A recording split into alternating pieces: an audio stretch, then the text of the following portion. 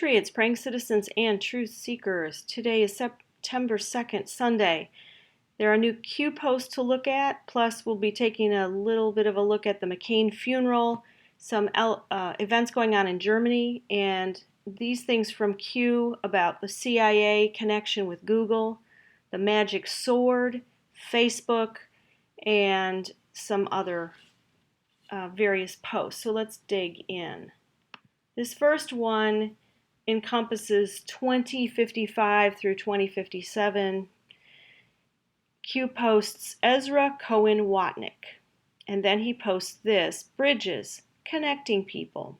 It's a New York Times article entitled Ezra Cohen Watnick, Justice Department National Security Advisor.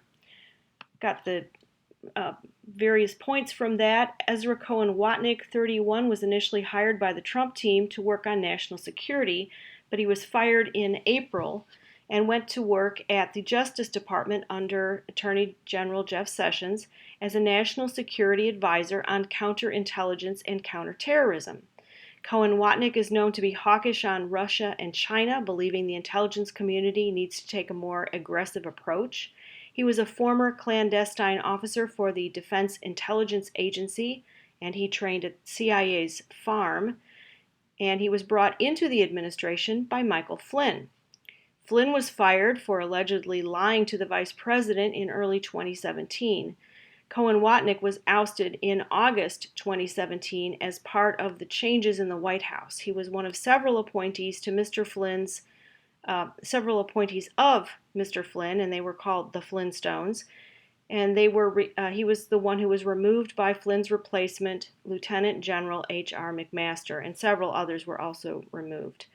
Representative Devin Nunes from California, who was chairman of the House Intelligence Committee, said he had evidence that Trump was being surveilled in Trump Tower.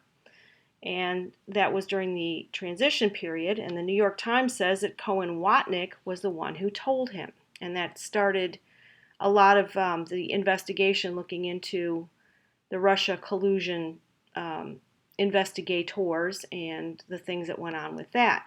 Now, Cohen Watnick had done work on Haiti.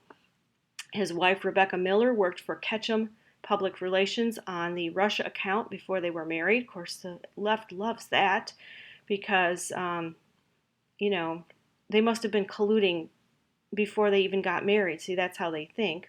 After Flynn was fired, H.R. McMaster attempted to remove Cohen Watnick and replace him with CIA official Linda Weisgold, but he was overruled by Trump. Why? Well, because Weisgold wrote the infamous Benghazi talking points and worked to counter the congressional investigation into the Benghazi affair. So that was when, Hillary Clinton was grilled by a Senate committee because she was Secretary of State at the time that there was an attack on the consulate in Benghazi, American consulate, and 4 people died. And she was the one who said, what difference does it really make that these people are dead and why they didn't go in and rescue them. And I would suggest, if you haven't seen it, the movie about Benghazi, I think it's called 13 Hours. Bring your tissues, ladies. It's a tearjerker. Okay, the next section on him, his lawyer, Mark Zaid, denied that Cohen Watnick leaked to Nunes. Zaid said that Cohen Watnick was involved in implementing an Obama-era insider threat detection program that was ordered after the Edward Snowden revelations about the National Security Agency's domestic spying. These are other quotes.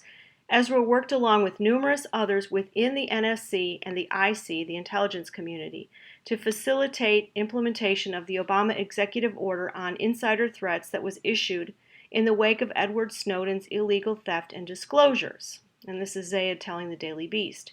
At no time was Ezra undertaking any activities to use the program, which remained under development when he left the NSC, to in any manner unintended by the Obama administration. Any unfavorable insinuations to the contrary are coming from cowardly, anonymous individuals who have a personal axe to grind.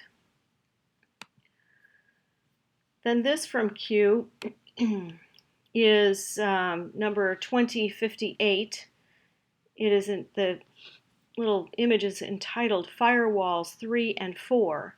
So we know that the firewalls have been taken out, which means the protection that the deep state had around them it's all being washed away. So this tweet from Ted Lieu, who's a Democrat representative from California, he says, "Dear agents of the FBI Counterintelligence Division, stand strong in your investigation of Trump and Russia. Our nation is relying on you." And this is from May 9th of 2017. Q says 3, so this is Firewall 3. Bill Priestap, head of FBI Counterintelligence, Strzok's boss. Cooperating witness, power removed. And number 4, Peter Strzok, Deputy Assistant Director of Counterintelligence, FBI, cooperating witness, fired. Q. Then post number 2059. This is the CNBC article, all the Facebook executives who announced departure so far in 2018. And we know there's been a running list of people leaving their positions, whether it's political or government or large corporations. And so we have at least 7 senior Facebook executives have announced their departures this year. And Q says, nothing to see here. And this connection with DARPA, which we'll be looking at in just a minute. So the article says Facebook's family is getting smaller as several executives head for the exits in a turbulent year. They have long called the company's top ranks a family, but after a series of high-profile exits, the family's about to get a lot of new faces. None of these people are leaving on bad terms. Of course, they would say that. The company is looking at the planned exits in part as an opportunity to improve diversity among leadership, the spokesperson said. It's not entirely shocking. Onlookers have often speculated that Facebook's many could-be CEOs would eventually move on. Still, it's a major shakeup for a company that prides itself on keeping executives around. Okay, and here, it's been pretty consistently been answering to scandal and public scrutiny in recent months. So here they are: Jan Koum, Elliot Schrage, Colin Stretch, Alex Stamos, Dan Rose, Rachel Whetstone, and Alex Hardiman. Those are the ones who are leaving. All right, and then I just thought I would clip this little article, and it's about DARPA. 15 astounding technologies DARPA is creating right now. And DARPA is the Defense Advanced Research Projects Agency, so it's a military it's connected with the military. It's responsible for some of the world's most significant scientific and technological breakthrough. DARPA has had a hand in milestone inventions like GPS, the internet, and stealth aircraft, and it's always developing new technologies, military or intelligence-related systems that could end up having a huge impact. Okay, not just in the battlefield, but outside the battlefield as well. Then I'm calling this one DARPA, One Big Happy Family. This is Q's Post 2060.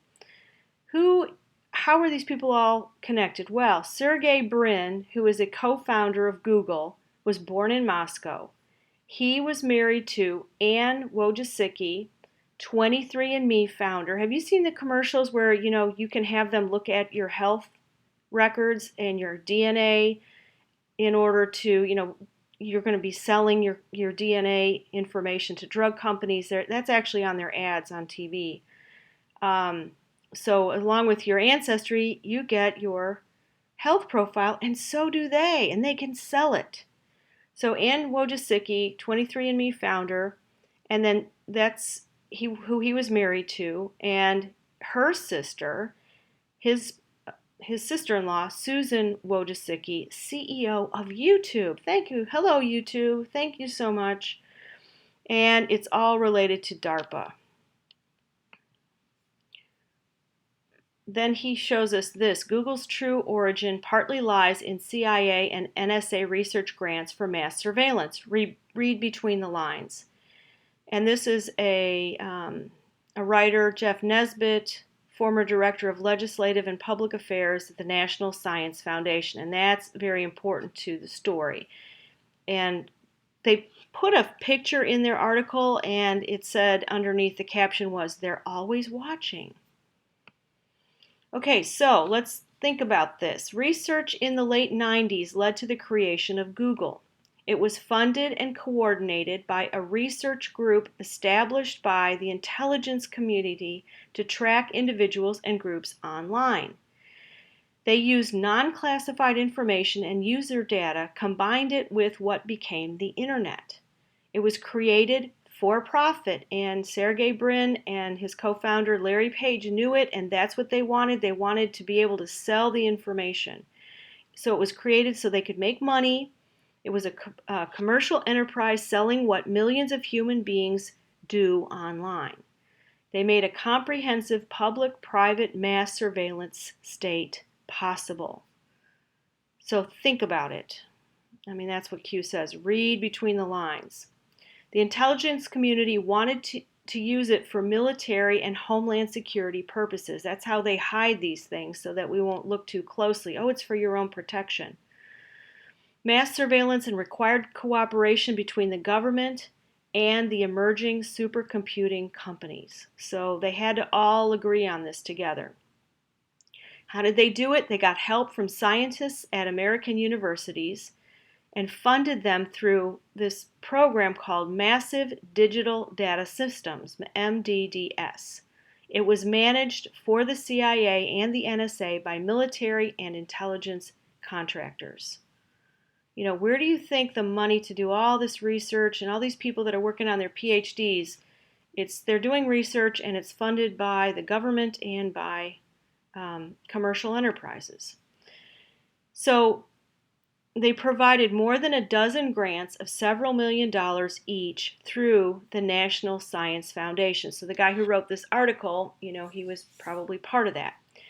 Best efforts were captured as intellectual property and formed the basis of companies attracting investments from Silicon Valley. Their public to private innovation is what they call it. Now, these grants launched Qualcomm, Symantec, Netscape, and others, and they funded Doppler radar and fiber optics. So think about AccuWeather, Verizon, and AT&T all benefited from these grants. The National Science Foundation provides nearly 90% of all federal funding for university-based computer science research. The research by Brin and Page under these grants became the heart of Google, people using search functions to find precisely what they want inside a very large data set. Google has said in the past that it was not funded or created by the CIA. So you're going to have people, if you try to tell them that the CIA funded Google, you're going to have people saying, "Oh, no, they didn't." Well, they hide it. So, for instance, when stories circulated in 2006 that Google had received funding from the intelligence community for years to assist in counterterrorism efforts, the company told Wired magazine founder John Patel, "The statements related to Google are completely untrue." So, did the CIA directly fund the work of Brin and Page and therefore create Google? No. But were Brin and Page researching precisely what the NSA, the CIA, and the intelligence community hoped for, assisted by their grants? Absolutely. So that's quite a bit to think about there. And how do you stop it? Once it's like, how do you put the monster, back in his cage? I don't think it's possible. All right, 2062, read between the lines, and then he says, how might DARPA, aka Google, play a role in the spy campaign against POTUS? So if it's all connected, it's all one big happy family, then they're grabbing the Gmails, they're grabbing the drafts of the Gmails, the things we don't even send. It says, think Eric Schmidt resignation. Maybe they caught Eric Schmidt. He was the head of Google. He resigned. He's still part of Alphabet, the parent company, but he's no longer over Google. Why did he resign?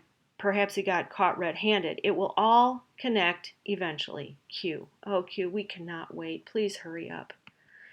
All right, now I'm going to try to do something for you, which is, so I don't want to get a copyright strike, but I'm going to play this song in the background and just a little bit of it so you can see. This is a song that Q wanted us to look at, played by operations specialists in a pre-event last night. And, you know, before the military goes out and they do some sort of operation, they will play, you know, a song to get them all revved up and ready and get their head in the game and all that. And so here's the song that Q posted.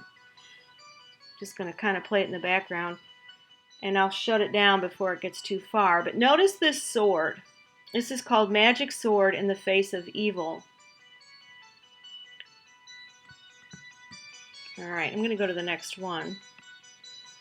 And this is the picture that Q posted, ST6, and Anon says, "Why did I get extreme goosebumps while listening to this?" And I live near the airport. We have military aircraft flying in and out of here, the F-16s, and, you know, when you're a proud American, they do give you goosebumps. All right, we'll go to the next one and then I'll turn it off. You see the Eye of Horus right here in the triangle? Y'all notice the triangle and the all-seeing eye in the middle of that sword in the Magic Sword YouTube song, right? So yeah, we see it. Okay, I'm going to stop it, but it's right there in the Q post, so you can play it if you want. It's really not a bad song, pretty good. I mean, that's just my, you know, my baby boomer impression, and I was always a real square, so, you know, I never really liked the headbanging stuff, but this kind of reminded me of the Jan Hammer Miami Vice music. Anyway, all right, before we go to this, let me show you something. This is from someone, I don't know who this is. This is Twitter, Method to Madness, September 1st. Now, you can see this is from the funeral of John McCain, and I did post something on him. You know, people love him or hate him, you know. I think we all have to make up our own minds on that. Here's his daughter, his wife, and General Mattis is on one side and General Kelly is on the other, which is kind of unusual or strange, kind of. And then this is, look at this. This is Lindsey Graham. I know it's tiny.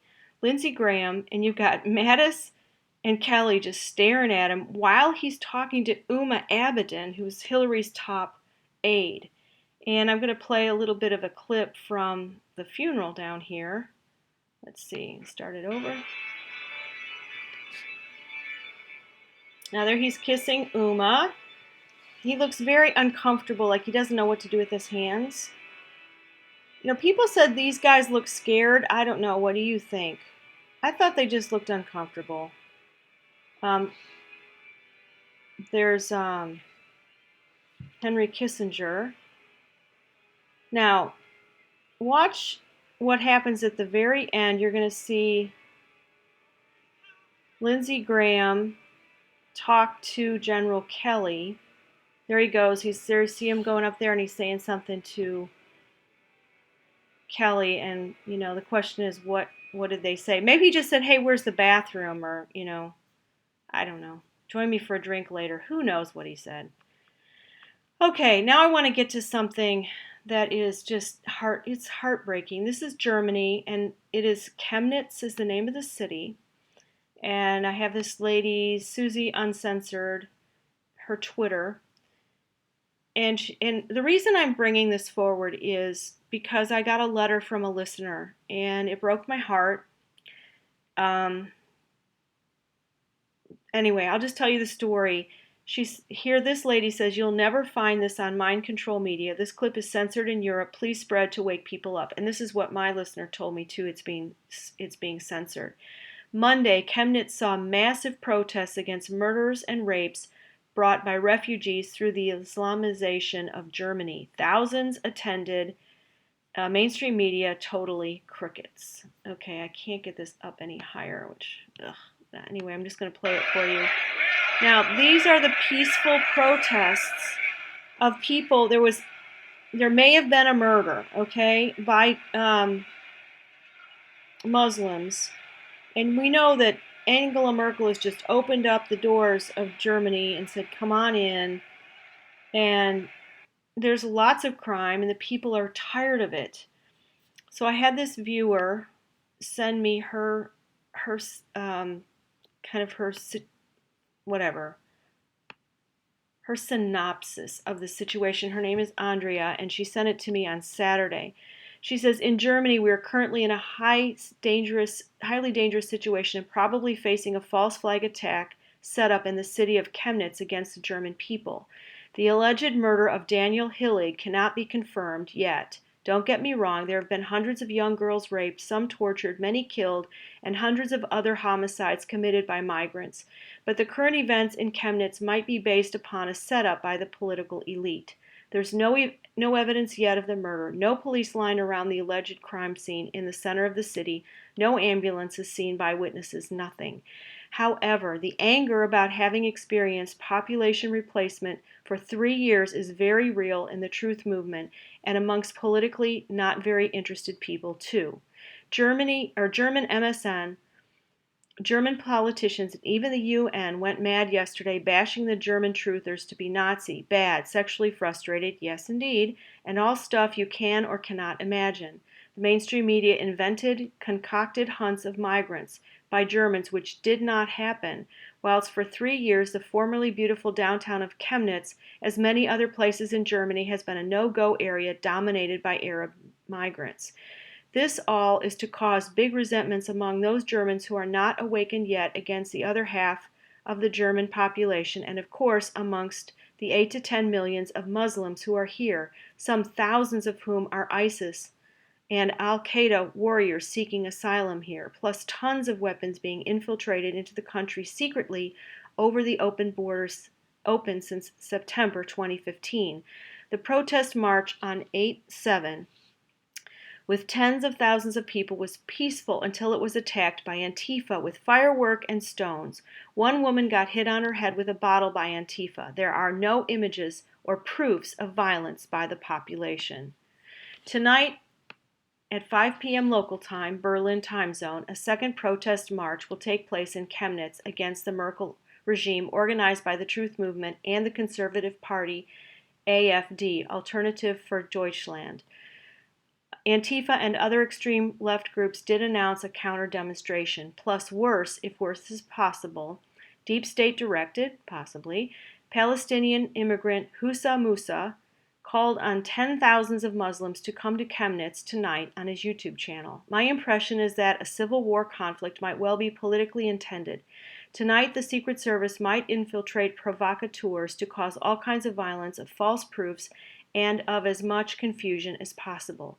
My impression is that the set-off of multiple mobs might be intended to finally lead to a civil war with the complete breakup of our infrastructure, leading to the killing of as many Germans as possible by the hands of immigrants and fellow radical left-wing Germans, and leading to sanction the shutaways of as many of us as possible in the aftermath. Please stay with us. Okay, well, I'm going to pray, and I love the psalm that she put here. You know, God hears us. God hears us. We all know that He has answered prayers. It wasn't always when we wanted them answered. You know, we want it now, but our faith never gets built if we have instant answers. So God uses the time in between the asking and the answering to build our faith and show us where we have need of more faith. He says that He gives to every man a measure of faith, and His sheep hear His voice, and He says, my arm is not too short to save. So, Father, we lift up what's going on in Germany, and we ask You, Father, to hear the heart of these peaceful Germans that want this wholesale giveaway of their country to people who don't know how to handle freedom and who don't know how to treat others. They've come from a culture that it's foreign to the West. Father, I pray for the protection of the German society, for the German people there, especially for the Christians. I pray, Father, that You will deal with Angela Merkel as You see fit, and You will end this mass migration and these open borders wherever they're found, because these politicians want to destroy their people, and it needs to stop. So we just ask for an end to that, Father. And I ask that the truth about Daniel Hillig and anyone else who is hurt will come out, and you will remove the mainstream media everywhere where they're not telling the truth. Replace them with people who will tell the truth. And Father, we thank you for doing that. She ends her letter with this, Psalm 102, hear my prayer, O Lord. Let my cry come to you. Do not hide your face from me in the day of my distress. Incline your ear to me. Answer me speedily in the day when I call. And then she signs off, where we go one, we go all. Thank you. Love, peace, Andrea. So I want to thank her very much for sending that. And I do try to get back to, if you send me letters, I try to get back to you. I don't always have enough time in the day, but my heart is with you. And I thank you all so much for being with me. And I pray that you have a wonderful Labor Day. And you will remember the Lord who said that Jesus is your Sabbath rest. And he is the one who said his yoke is easy and his burden is light. And it's not labor, but it is slavery. It's slavery out of love to the Lord. And we do it out of our great gratefulness that we have. Anyway, thank you all so much, and I'll see you next time.